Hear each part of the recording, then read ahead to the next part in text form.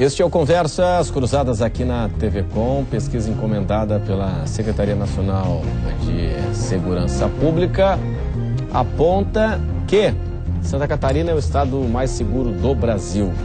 E a gente está entendendo essa pesquisa. Vamos às perguntas. O André Campos, perguntas de opiniões, né? Se comparado com alguns estados da federação, com certeza Santa Catarina é um estado seguro. Só que tudo depende dos parâmetros de comparação, é o que nós estamos comentando aqui. A classe social que o sujeito vive. Por exemplo, claro, o comerciante tem um índice de vitimização maior do que o da média. O sujeito que mora numa comunidade pobre também tem. Mulheres e adolescentes. Então isso é uma média. E tem um perfil vitimário maior. Claro, vamos ver aqui o Gerson Boaventura. Não acho Santa Catarina um estado muito violento se comparar com os outros, mas que a grande Florianópolis precisa de mais policiamento, isso é fato. Mais policiamento e mais ação social também, né? Eu acho que uma questão da região metropolitana, que está bem em discussão agora, parece até que vai para a Assembleia amanhã, é muito importante nessas ações de prevenção, que vai juntar o município. Que não adianta uma secretaria do município de São José ter um trabalho, por exemplo, com menores lá, e ele atravessa uma linha imaginária do município, que é o riozinho ali, e não tem esse mesmo trabalho. Nós temos dificuldade até de integração entre os próprios municípios para ações integradas. Né? Temos uma polícia, diz aqui o Daniel Santos, boa, eficaz, que prende o criminoso, porém, ele sempre responde em liberdade. O que é violência? Um tapa na cara ou um comerciante ser roubado 3 vezes pelo mesmo criminoso e não ficar preso? O que fazer com o criminoso profissional? Renato, eu aproveito para que essa pesquisa também identificou que a Polícia Militar de Santa Catarina tem 77,6% de aprovação, o que me deixa muito orgulhoso. Né? A polícia, o catarinense vê o policial militar como um amigo. Mas assim, como o Robert Peel já dizia em 1829, que é o considerado o pai da polícia moderna, a polícia é o povo e o povo é a polícia. Desde 1829 ele dizia isso. E na verdade, se a polícia só é boa porque a população é boa. A hora que a população for deteriorada, a polícia vai junto, fiquem certo. A polícia de Santa Catarina, falando pela nossa região da Grande Florianópolis, tem feito um trabalho incansável. Até diante das condições que tem, heróico, né, tem feito um trabalho heróico.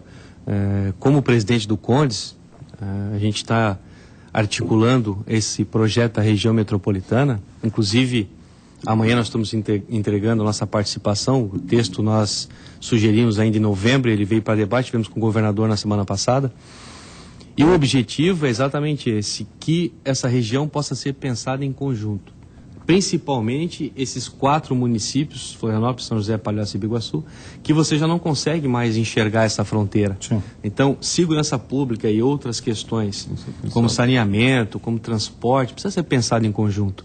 Né? Até na busca de recursos do governo federal, que são específicos para a região metropolitana, e quem sabe assim a gente possa incentivar itens diretos de segurança pública, como a construção de delegacias, de uma estrutura melhor, para triagem, para presídio, enfim, né?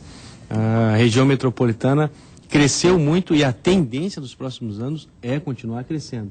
Queira ou não, Santa Catarina e principalmente a região da Grande Florianópolis continua como um atrativo muito grande, né? Para todo o país. Claro. Professor, pensar isso. Só para comentar também, concordo aqui com o colega, mas só para comentar de que esse problema de que as pessoas não ficam presas, etc., né, isso tudo tem que se lembrar que nós vivemos num estado em que a lei é que determina quem fica preso e quem não fica preso. Ninguém se estranha muito quando um empresário que sonega ou um da classe média, etc., que comete crime, que também não fique preso, né? Então, há regras específicas. A regra na nossa Constituição é que você deve ser preso depois de ter sido condenado. Agora, o processo, claro, ele demora muito. Esse é um dos problemas.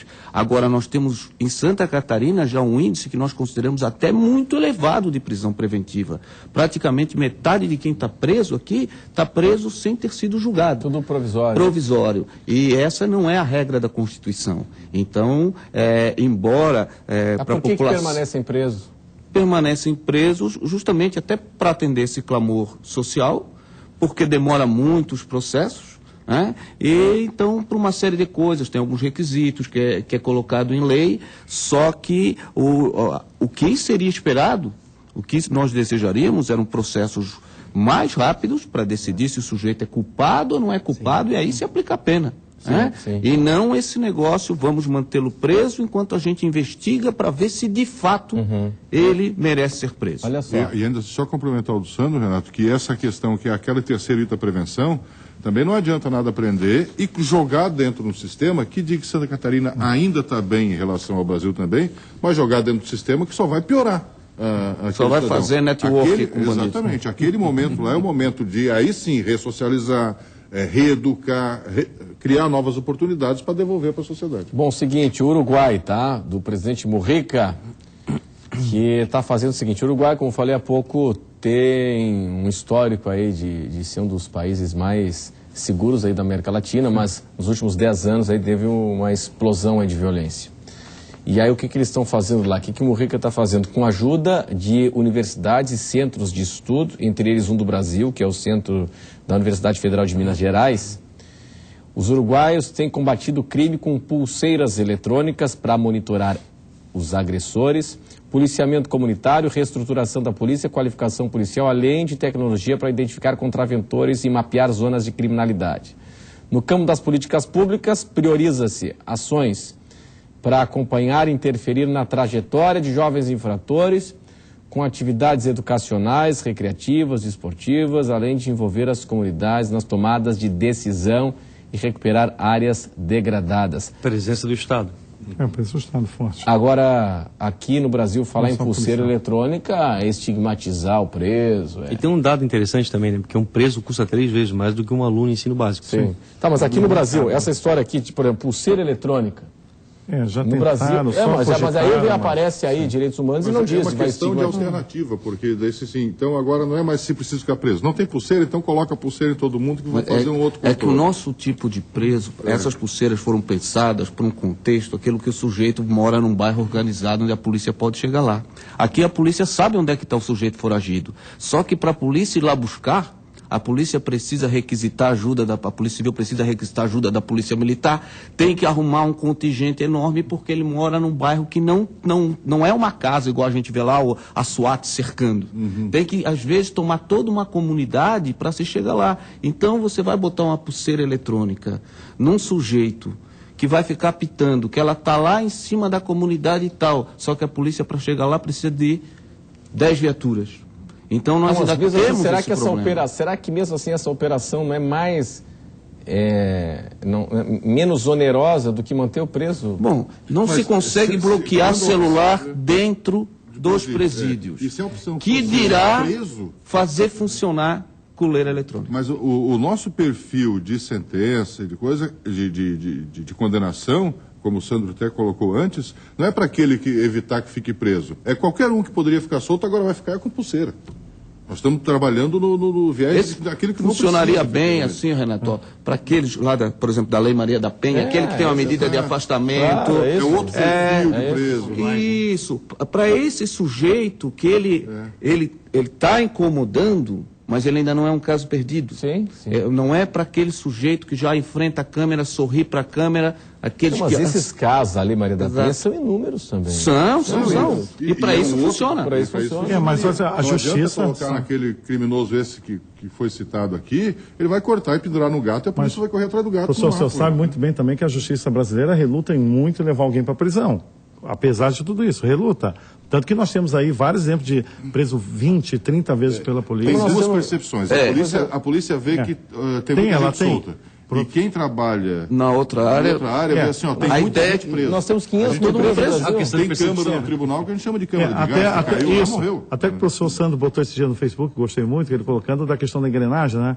Existe uma população e uma polícia que trabalha com a intolerância, né? Que a gente, tolerância zero. E existe um judiciário que trabalha com o direito penal mínimo, né? Ou direito penal máximo na rua e direito penal mínimo no tribunal. Só que não é o nosso caso. Não, Na não. verdade, Não é chega mais. Na verdade, as nossas prisões estão superlotadas Estão. justamente para atender a demanda da polícia, que a polícia, Sim. claro, captura muito, mas daí se coloca as pessoas em condições subhumanas, dita pelo próprio Conselho Nacional de Justiça, que é o órgão de fiscalização da magistratura. Gente, pela ONU também. Exato. E se espera que essas pessoas, quando saiam de lá, elas estejam comportadas. Não vai. Não, tanto é que nos últimos tempos, o nosso maior problema de segurança foram os presídios. Claro. Sim. Eu li um negócio que eu achei interessante, antes do intervalo, eu queria compartilhar isso com os senhores, que eu achei interessante o seguinte: no Brasil existem duas penas, né? A pena que o preso recebe do magistrado, e a segunda pena é ele cumprir essa pena em condições degradantes. Sim. E isso não está na lei brasileira. Nós tivemos exemplos que a própria RBS noticiou de sarna nos presos. O dentista do preso é um alicate. Então não chama dentista porque não vem. Ele dá alicate que o agente já tem no bolso ali, tira o dente que parou de doer. Ele não foi condenado para isso. Ninguém é condenado para isso. Como é que não sai um homem desse? Aí é difícil você né? pedir que um sujeito desse tenha respeito pelos outros quando sai. Claro. Você imagina com esse calor de mais de 40 graus lá em São Pedro de Alcântara e num cubículo. Exato. No cubículo comportado. Porque qualquer um que reclamou do calor perdeu o ventilador. E é importante deixar claro que ninguém aqui, creio que é um consenso, defende que quem comete crimes não tem que cumprir sua pena e que não tem que ter mão na cabeça. Claro que tem coisa. Agora, nós não podemos nos igualar aos criminosos naquilo que a gente submete os outros. Claro. Nesse Ele tem que sentido. cumprir exatamente aquilo que ele foi condenado. Claro. Exato, aquilo que está na lei. Claro. Pronto. Tanto é que, se nós pegarmos aí os melhores exemplos, aquelas penitenciárias que não têm condições degradantes, o índice de reincidência é menor. Bom, nós vamos para o intervalo, daqui a pouco a gente volta.